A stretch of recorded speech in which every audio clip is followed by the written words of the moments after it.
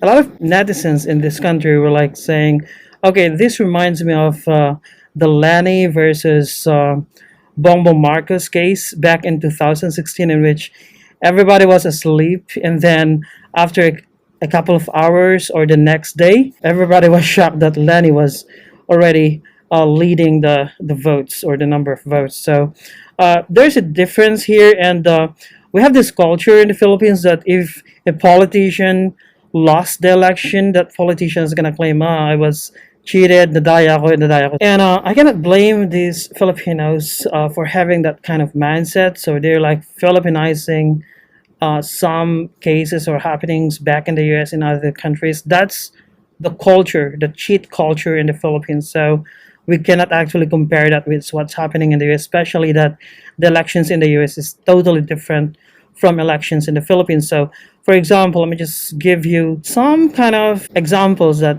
the two are not exactly the same. So, back in the Philippines, for the national posts like vice presidency or the presidency, including the senatorial positions, these are elected nationally via popular vote. So what happened in the case of Leni versus Bongbong is that, let's just say, granting arguendo that Bongbong Mark was cheated and that Leni Robredo won via electoral cheating or rigging of the polls.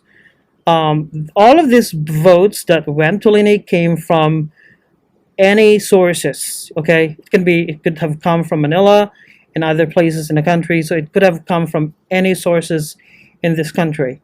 Those votes that actually added to her tally that made her the vice president of this country.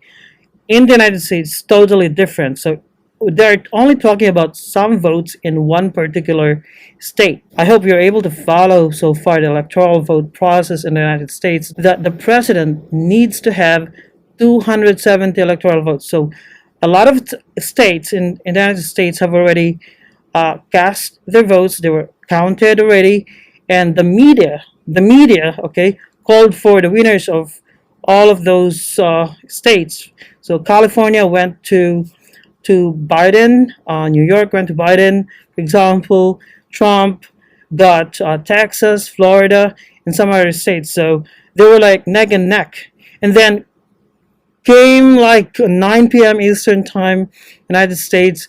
Then there was a sudden pause, okay, sudden freeze, and there's a collusion between the media, the tech tyrants, Twitter, Facebook, Google, and then the Democrats in the big state. They were colluding in order to cheat or defeat Donald Trump. Okay, they were like colluding with each other. They paused the calling of election victors of the remaining states like Michigan, Pennsylvania, Wisconsin, Arizona. So, and for example, Fox News was not willing or was not determined to declare the winner for Arizona, despite the fact that Trump was leading that state for more than hundreds of thousands of votes. So there was a freeze. It was like Biden got like 230 plus electoral votes, and Trump got 213 votes, and they paused that for several hours. Okay, several hours,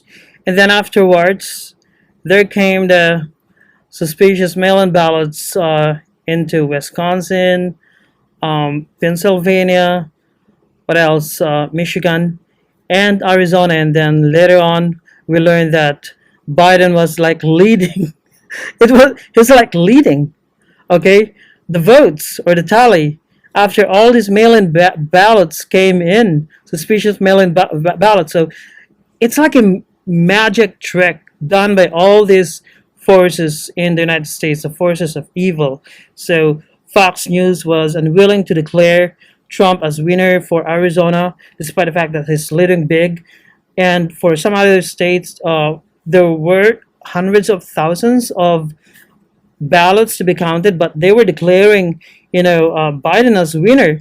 But no, no, no. In Pennsylvania as well, and in Arizona, they refused to declare Trump as the winner because they had Plan B.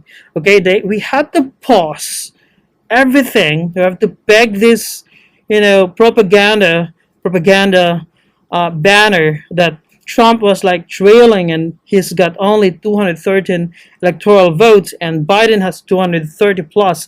So we're gonna stop right here and then think what we can do to make sure that Trump is gonna lose the election. That's exactly what they did. I'm not actually making this up. So a lot of factors, a lot of evidence came up today and yesterday that prove that the Democrats were trying to rig the elections in a lot of ways, actually. So I'm going to show you later on, for example, this video from Project Veritas. So this is just to tell you that the elections in the United States is totally different from the elections here in this country. Although I really sympathize with the notion of some kind of um, remarks coming from Filipinos that, hey, if natalo ka, then nadaya ka.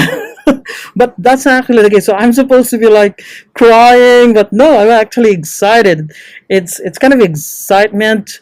It's a combination of everything. I was kind of sad a bit, but then I realized, oh, well, let's see what's gonna happen because according to Tim Pool is an Asian American, okay, who's a liberal. He's an admitted self-confessed liberal who voted for Obama in 2008 and 2012. He's a dyed in the wool liberal, but he's not like a regular liberal who's brain dead. But of course, he's Asian, so what can you expect? So it's like saying in this this is his Twitter account, by the way. So it's like saying my current thoughts. Okay, media calls it for Biden. Trump files lawsuits and wins. Next 4 years, Trump stalled the election. So, and also I like this comment of his here. The leftists are all salty. Okay, salty that they don't get videos of crying conservatives plus Trump supporters, but not because not all Trump supporters are conservatives, right? The way everyone else constantly mocks them for crying all the time back in 2016. So if you're gonna juxtapose the photos and videos of crying Hillary supporters in 2016 and today it's kind of combination of being mad and being amused, and we find it